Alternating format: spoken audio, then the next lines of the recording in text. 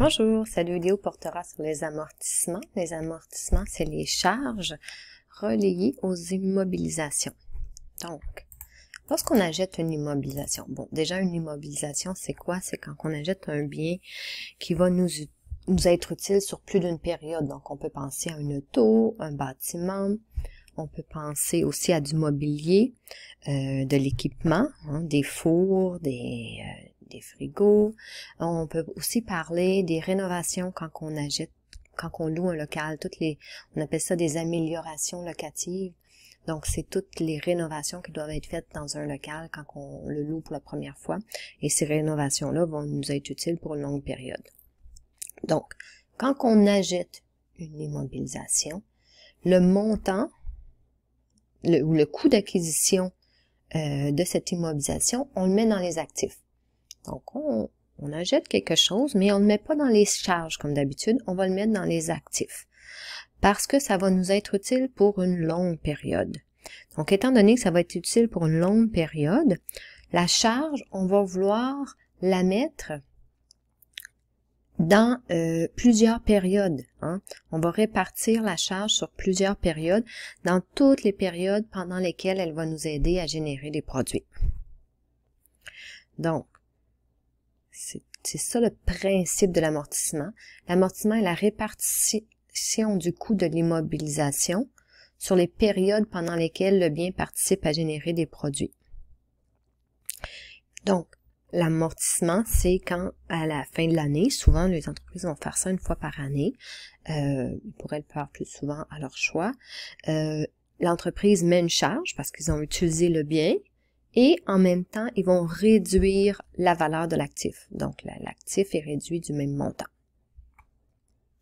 Donc, comment ça marche, les amortissements? C'est une écriture qu'on passe dans les états financiers pour mettre une charge et réduire la valeur de l'actif. Les entreprises aimeraient ça, pouvoir passer les charges au plus gros montant le plus rapidement possible. Parce qu'à chaque fois que l'entreprise met une charge, ben, elle paie moins d'impôts parce qu'elle met une charge, la charge fait réduire son bénéfice, donc elle paie moins d'impôts. Plus grande est la charge, moins d'impôts l'entreprise va payer. Donc, l'entreprise, idéalement, elle aimerait passer le montant total de la charge la première année, mais elle peut pas faire ça. Donc, le gouvernement du Canada a des taux, a une façon de faire pour calculer l'amortissement, et c'est selon le type de bien. Donc, un auto, ça doit être amorti d'une certaine façon. Un bâtiment d'un certain autre montant. Et puis, on est obligé pour notre déclaration fiscale d'utiliser les taux du gouvernement. Une petite spécification, c'est que les terrains ne sont pas amortis. Donc, quand on achète un terrain, on ne pourra jamais passer la valeur d'achat dans les charges parce que on pense que le terrain ne perd pas de valeur.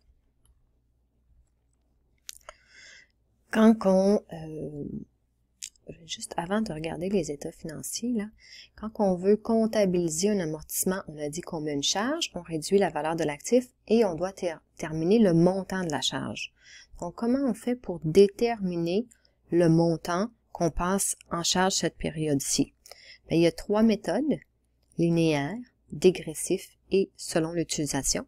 Nous, on va regarder linéaire et dégressif. On va commencer par dégressif parce que c'est la seule méthode qui est acceptée pour les déclarations fiscales.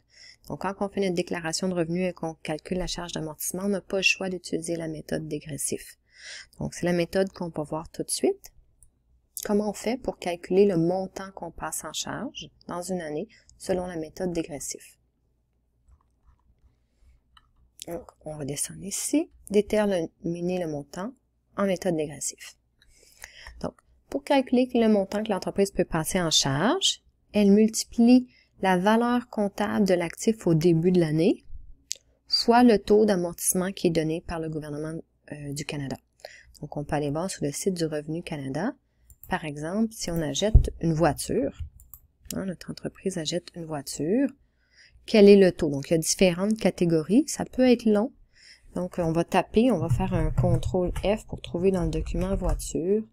Et on trouve qu'une voiture, c'est dans la catégorie 10 et que le taux pour la catégorie 10, c'est 30%. Donc, c'est ça qu'on va utiliser pour calculer l'amortissement dégressif, 30%. Donc, on revient dans notre document. On était ici. Donc, le taux d'amortissement pour la voiture, ça va être 30%. Maintenant, on va calculer la charge annuelle. Puis, l'année de l'acquisition, il y a une petite exception. On peut passer un plus grand montant dans les charges. Pourquoi? C'est pour encourager les entreprises à acheter. Pour à acheter des biens qui vont leur être utiles. Donc, c'est une nouvelle mesure du gouvernement. Là, je pense que c'est en place depuis 2019, 2018 ou 2019, si je ne me trompe pas. Donc, on va aller voir avec un exemple. Qu'on achète une auto. Donc, je vais juste mettre un petit peu d'espace ici pour pas se laisser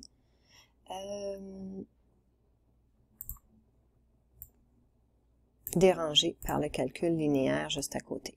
Donc, le calcul dégressif. On achète une auto. On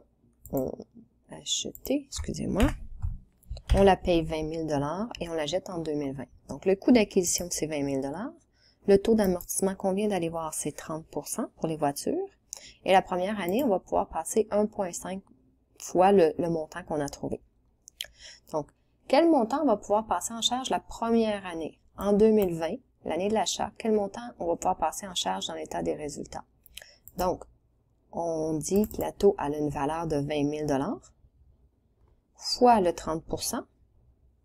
Puis on va multiplier le tout par 1,5. Donc, 20 000 $ fois 30%, ça nous donnerait 6 000. Mais vu qu'on est la première année, on peut multiplier par 1,5. Donc, on va passer une plus grande charge la première année que le taux de 30%. Donc, on trouve que la première année, le taux, on peut mettre 9 000 $ dans les charges d'amortissement, dans notre état des résultats. Donc, on va calculer, si le taux, on l'a acheté 20 000 $ et qu'on a passé 9 000 $ dans nos charges, on peut dire qu'elle a perdu 9 000 $ de valeur, mais à la fin de l'année, elle va valoir une valeur comptable. Ça ne veut pas dire que valeur comptable, c'est pas une valeur de revente. C'est la valeur dans nos livres comptables. Elle va valoir 11 000. 20 000 moins le 9 000 qu'on a passé en charge, donc elle a perdu de valeur cette année. En 2021, combien est-ce qu'on peut passer dans les charges? Bien, on va pouvoir passer, maintenant le taux, elle vaut plus 20 000 $, elle ne vaut que 11 000 dans nos livres, dans la comptabilité. Donc, on va pouvoir passer 30%, mais de 11 000, de sa nouvelle valeur, de la valeur au début de l'année. Donc, ça va être 3 300. Maintenant, quelle est la valeur de l'auto à la fin de 2021, la valeur comptable de l'auto? On l'a payé 20 000 $. Et depuis qu'on l'a, cette auto-là, on a passé 9 000 dans les charges, puis 3 300 dans les charges. Donc, le total qu'on a passé dans les charges, c'est 12 300. Amortissement cumulé, on pourrait dire total des charges jusqu'à la fin de cette période. Donc, total des charges qu'on a passées jusqu'à la fin 2021, 9 000 en 2020, plus 3 300. Donc, ça nous donne à la fin de 2021, 12 300. Donc, la nouvelle valeur de l'auto, c'est 20 000, moins le total que j'ai passé dans mes charges jusqu'à la fin de 2021. Donc, maintenant, elle vaut 7 700. C'est le même principe pour toutes les années. Donc, en méthode dégressive, le montant l'année prochaine, il va être plus petit parce que maintenant, le taux, elle vaut juste 7 700 dans la comptabilité fois notre 30%, ça veut dire qu'on va passer 2 310. Amortissement cumulé, c'est combien on a passé dans les charges depuis le début. 9 000 plus 3 300, puis on vient de rajouter un autre 2 310. 14 610. La valeur comptable à la fin 2022, on l'a payé 20 000. On a passé 14 610 dans les charges depuis le début. Donc maintenant, elle vaut 5 390. Donc, et ainsi de suite, et ainsi de suite. Donc, comment est-ce qu'on fait pour calculer la charge annuelle en dégressif? Mais on prend la valeur comptable à la fin de la période précédente, ou le début de cette période, fin d'avant ou début de cette année, c'est la même chose, fois le taux prescrit par le gouvernement qui est selon le type de bien. Donc, voici comment on calcule l'amortissement selon le taux dégressif. Si on va voir la façon linéaire de calculer l'amortissement, donc selon la méthode linéaire, on a besoin de 3 choses. On a besoin du coût d'acquisition, combien on a payé le taux départ. Il faut estimer combien de temps on pense utiliser le bien. Donc notre auto, on pense par exemple l'utiliser pendant 5 ans. Et à la fin de 5 ans, est-ce qu'on pense qu'on va pouvoir, elle va avoir un coût de revente, hein, cette auto-là. On dit aussi souvent, on utilise la terminologie valeur résiduelle.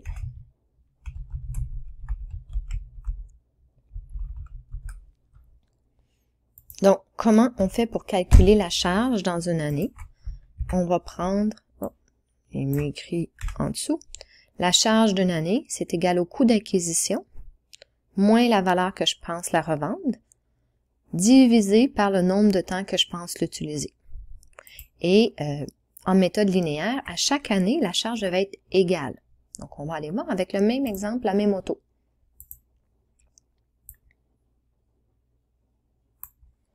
Donc, j'achète une auto que je paye 20 000 $ en 2020. Je pense l'utiliser pendant 5 ans. Donc ça, c'est vraiment l'entreprise, au mieux de sa connaissance, qu'elle détermine ce montant-là. Puis, combien pense la revendre à la fin? Ça pourrait être 0 aussi. Donc, on voit qu'il y a une subjectivité ici. Hein. L'entreprise doit déterminer la durée de vie. C'est pourquoi cette méthode-là, elle n'est pas acceptée pour les déclarations fiscales, parce que les entreprises pourraient mettre une très petite durée de vie pour avoir une très grande charge d'impôt, des charges, donc payer moins d'impôts. Donc, une fois qu'on a déterminé ça, on calcule notre charge annuelle. Notre charge annuelle, on a dit que ça va être la valeur, coût d'acquisition moins valeur résiduelle. Donc ici, 20 000 $ moins 2 000 $. Donc, en final, mon auto me coûte 18 000 $. 18 000 $ divisé par 5 ans, on va trouver 3 600 $. Et c'est cette valeur-là qu'on va mettre à chaque année. Ça va être égal, hein? C'est linéaire. Et pour calculer ici, c'est le même principe. L'amortissement cumulé, c'est toujours le montant passé en charge depuis le début. Donc, la première année, l'amortissement cumulé et la charge sont identiques. La deuxième année, combien j'ai passé en charge depuis le début? Ben, je vais voir le montant de 2020 et le montant de 2021. Et la valeur comptable à la fin, c'est toujours le coût d'achat. Je pense que je l'avais mis ici. Le coût d'achat, 20 000, moins le montant passé en charge depuis le début, 7 200. Donc, ici, on a une valeur comptable de 12 800. C'est important de ne pas se tromper ou pas mélanger valeur comptable et valeur de revente. Hein? C'est pas parce qu'on a dit 12 800 comme valeur de cette auto-là dans nos états financiers que si on la vend sur Kijiji ou un autre site demain, ça va être le montant de revente. Hein? C'est un montant estimé. Donc, ça, c'est le principe du calcul en linéaire. Donc, on n'a pas besoin de refaire le calcul à chaque année. Si on regarde au bilan, puis dans l'état des résultats, l'impact de ces calculs-là. Donc, au bilan, ce qu'on va voir, il y a toujours deux comptes reliés à mon immobilisation, 2 comptes, puis un sous-total. Puis, dans mon état des résultats, j'ai un compte relié à mon immobilisation. Donc, le compte dans mon bilan, il va avoir le nom, par exemple, voiture, c'est le nom de l'immobilisation que j'ai acheté. Puis, peu importe l'année qu'on regarde, on va toujours voir le coût d'acquisition. Si on regarde le compte amortissement cumulé, ce qu'on voit, c'est le montant passé en charge depuis le début. Donc, à la fin 2021, hein, parce que le bilan, c'est vraiment au dernier jour de 2020, excusez-moi, le montant d'amortissement qu'on a passé en charge depuis le début, ben, c'est 3 600. À la fin de 2021, le montant qu'on a passé en charge depuis le début, c'est 7 200. Donc, on va retrouver cette information-là du tableau. On ne va pas retrouver le tableau, hein. Et le tableau, c'est un outil que je vous donne pour calculer. Mais ce qu'on va voir, c'est vraiment les états financiers qui vont nous indiquer à tout moment le coût d'achat, le montant passé en charge depuis le début et la valeur comptable. J'ai pas mis de nom là ici, mais c'est le montant c'est un moins l'autre. Le coût d'acquisition moins l'amortissement cumulé va nous donner la valeur comptable. Et puis, dans notre état des résultats, on va voir le montant qu'on passe en charge en 2020, le montant qu'on passe en charge en 2021, le montant qu'on passe en charge 2022. Donc, le montant ici, c'est juste le montant de l'année en cours. Puis, c'est le même principe pour dégressif, hein, la même façon de faire les états financiers. La seule chose qui change entre la méthode linéaire et dégressif, c'est la façon de calculer la charge annuelle, cette colonne-ci. Mais le restant, les principes d'amortissement ou comment calculer l'amortissement cumulé ou la valeur comptable, c'est la même chose. Si on retourne dans notre petit document ici, on avait un autre exemple. Donc, on a déjà vu l'exemple de l'auto en dégressif puis en linéaire. Mais je voulais juste vous montrer parce que j'ai pas fait. J'ai un petit exemple ici qui comprend l'écriture. Donc, juste pour voir l'écriture d'amortissement parce que les états financiers ne changent pas automatiquement. Hein. La seule façon de modifier les états financiers, c'est en écrivant une écriture dans un journal général. C'est comme ça qu'ils se modifient les états financiers. Donc, j'ai pris un petit exemple ici. J'achète un ordinateur, il coûte 1000 $. Puis, selon la méthode linéaire, je veux utiliser la méthode linéaire, je me dis que je l'utilise pendant 2 ans. Donc, je vais mettre 500 $ de charge la première année, puis 500 $ de charge la deuxième année, puis je pense que 0 valeur de revente, là, donc il n'y a pas de valeur résiduelle à la fin. Quand j'achète mon ordinateur, ben, je vais mettre mon écriture, hein, mes taxes à recevoir, mon compte banque ou emprunt, peu importe.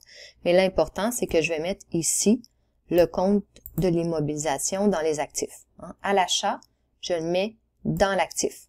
C'est ça qui est vraiment important. On peut pas le passer en charge tout de suite. On va le passer en charge quand l'immobilisation va nous aider à générer des produits. Donc, en 2020, j'utilise l'ordinateur. Donc, en 2020, je vais passer un montant en charge. Donc, le montant que je passe en charge en 2020, je vais le passer à la fin de l'année. Dans une régularisation, on appelle ça une régularisation.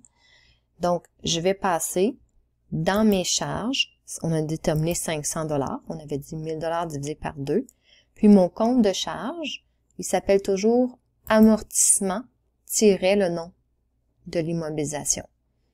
Donc, le compte de charge relié à une immobilisation, c'est toujours amortissement le nom de l'immobilisation. Puis, en même temps, je vais mettre une charge, puis je vais réduire la valeur de l'actif. Donc, en 2020, l'actif est réduit de, je fais juste 500 $. Hein. Donc, le même montant que je passe en charge. Donc, ça, c'est l'écriture que je vais passer dans mes états financiers.